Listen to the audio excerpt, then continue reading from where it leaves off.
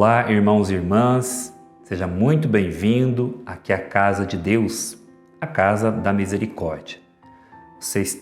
Estamos vivendo, melhor dizendo, esse tempo de graça, tempo de quaresma e vivendo aí o mutirão das confissões. Você que veio buscar sua confissão, tenha certeza, o Pai quer te acolher, o Pai quer te abraçar, porque quando nós confessamos os nossos pecados, é o único tribunal que nós nos acusamos e somos absolvidos. Então tenha certeza de que hoje o Senhor está de braços abertos para derramar sobre você a graça e a misericórdia de Deus. Você está aguardando para a confissão, já vai fazendo sua preparação, bom exame de consciência. O que é o exame de consciência? Você, diante de Deus, refletir, Tenho vivido bem a minha experiência com Deus? Tenho rezado, tenho buscado a Deus, tenho ido à missa, tenho amado os irmãos, tenho buscado a reconciliação, o perdão, tenho me esforçado para ir à missa aos domingos. Então, uma boa confissão, um exame de consciência, aí você vai até o sacerdote. Mas coloque na sua cabeça, não vai ali confessar para o sacerdote no sentido para aquele homem ali. Ele é em persona Christi. Ele está ali representando Deus, não está apresentando seus pecados a Deus. Chega ali, aí você vai falar, olha, os meus pecados são esses. Não precisa explicar o pecado. Confissão é você confessar o seu pecado e não do vizinho, não da vizinha, não é? É o seu pecado. Padre, eu cometi esses pecados. Fiz isso, fiz isso, fiz isso. Não explica também por que fez, que não precisa. Deus quer te perdoar do pecado. Depois pode até buscar uma direção espiritual, se você acha necessário, mas hoje é dia de confissão. Padre, eu fiz isso, fiz isso, fiz isso. Aí o padre vai te dar uma orientação, vai te dar a absolvição, depois uma penitência, pequena penitência. Não deixe de cumprir também a penitência. E ao sair dali, daquele confessionário, saiba, é tempo novo. É caderno com folha em branco, o Senhor está te dando para que você reescreva a sua vida.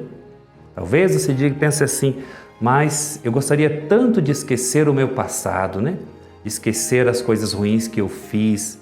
Não tem como esquecermos o passado, irmãos e irmãs, mas tem como nós ressignificarmos a nossa vida a partir do encontro com Cristo. Quantas pessoas são transformadas nesse sacramento? A partir do encontro com Cristo, com a misericórdia de Deus, é possível levantar a cabeça, é possível continuar caminhando, ressignificando a vida, ressignificando a sua história, a sua caminhada. Então, que nesse dia nós possamos experimentar desta graça de Deus. O sacerdote não está ali para te julgar, o sacerdote está ali para te absolver.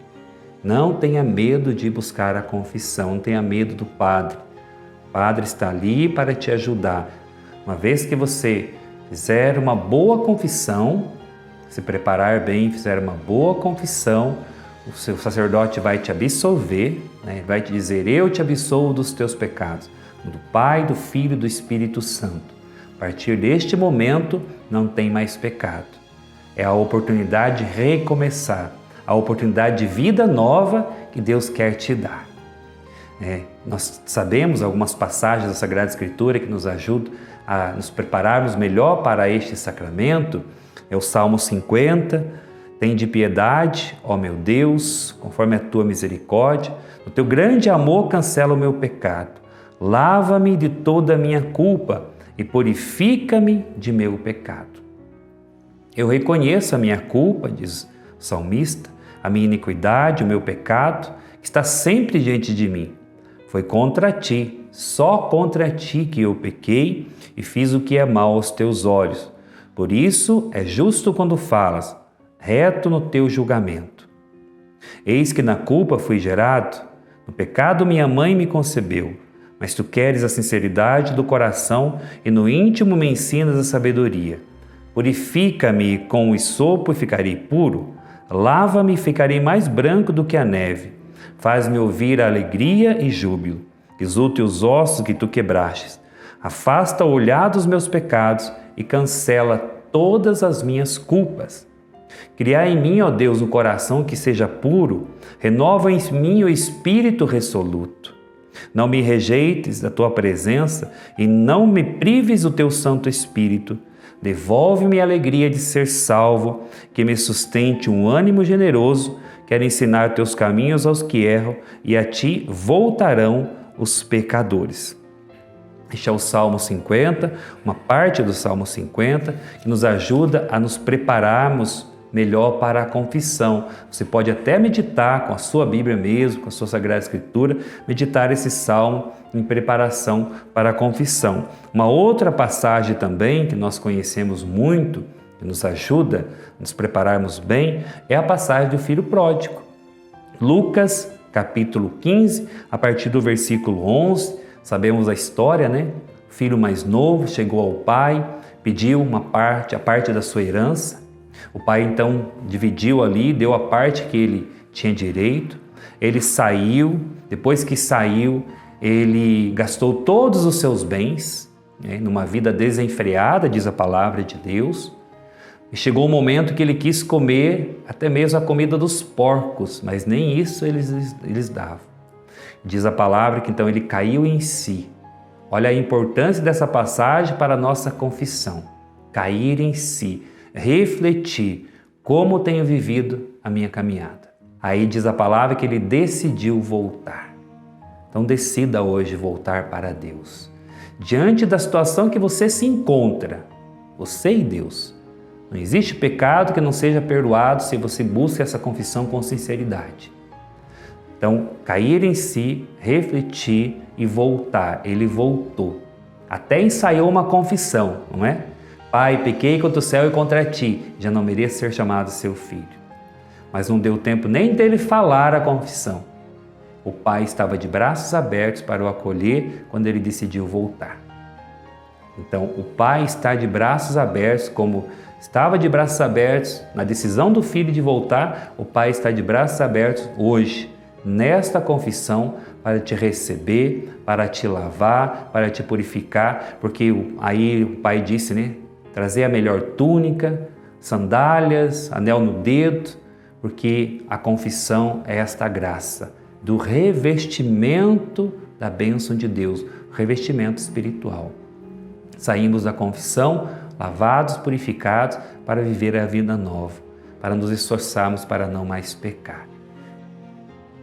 Como estou na minha busca por Deus? Como os 10 mandamentos, né? Primeiro mandamento, amar a Deus sobre todas as coisas. Será que nós temos colocado Deus em primeiro lugar na nossa vida? Será que nós temos priorizado a oração? Temos priorizado a participação na Santa Missa? Temos priorizado a leitura orante da Palavra de Deus? Então, amar a Deus sobre todas as coisas. Esse é o primeiro pecado que devemos confessar, porque nós não amamos sempre a Deus sobre todas as coisas. Primeiro mandamento. Depois o segundo mandamento, não tomar seu santo nome em vão. Não é? Muitas vezes as pessoas usam o nome de Deus em vão, até juram pelo nome de Deus, fazem promessa em nome de Deus, depois não cumpre. Não é? Então, não tomar seu santo nome em vão. Terceiro mandamento, guardar domingos e festas, preceitos. Não é? Tenho valorizado o domingo como o dia do Senhor? Papa João Paulo II, ele nos diz em documento que o domingo é o dia do Senhor, em especial para ir à missa, estar com a família, com os amigos, fazer um almoço diferente. Ele fala isso.